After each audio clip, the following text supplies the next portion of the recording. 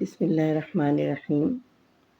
اس video میں آپ کو بتاؤں گی کہ سین سے پہلے جب شوشے آتے ہیں تو ان کی کیا شکل ہوتی ہے۔ پہلی بات تو یہ کہ سین اور شین سے پہلے جو بھی شوشہ آتا ہے وہ اونچا بنتا ہے، اس کے بعد پھر سین بنتی ہے۔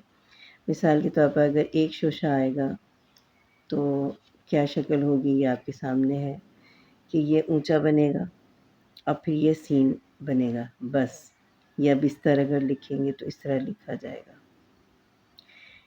اچھا، ایک سے زیادہ جب شوشے آتے ہیں تو ان کی شکل جو ہے وہ یہ بنتی ہے، آپ کے سامنے ہے کہ یہ پے، جیسے پیش اگر لکھ رہے ہیں تو یہ پے کا شوشہ نیچا ہے، یہ کا اونچا ہے اور پھر شین بنی ہے۔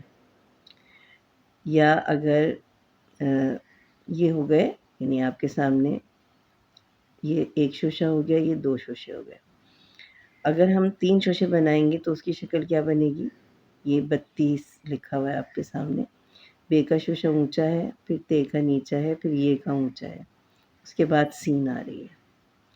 یا اگر ہم اس کو مزید آگے سین یا شین سے ملاتے ہیں تو اس طریقے سے بنتا ہے۔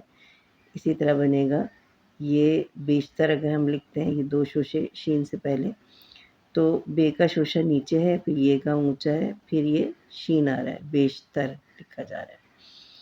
اگر 3 شوشے ہوتے ہیں سین یا شین سے پہلے تو یہ دیکھیں، یہ پے کا شوشہ اونچا ہے، یہ تے کا نیچا ہے اور پھر یہ کا شوشہ اونچا آ رہا ہے، یہ پتیسا ہے، مٹھائی کا نام ہے۔ اور 3 سے زائد اگر شوشے آتے ہیں، جیسے 35 لفظ ہوتا ہے، اس میں 5 شوشے آ رہے ہیں، تو یہ دیکھیں کس ترتیب سے بن رہے ہیں، یہ اونچا پھر نیچا پھر اونچا پھر نیچا، اور اس کی ترتیب اس طریقے سے ہے کہ سین سے پہلے جو شوشہ آ رہا ہے وہ اونچا آ رہا ہے، تو اس طریقے سے یہ لکھا جاتا ہے۔ تو یہ بات سمجھ لیں کہ سین جب بھی آئے گا تو اس سے پہلے والا شوشہ لازمی طور پر اوپر بنے گا۔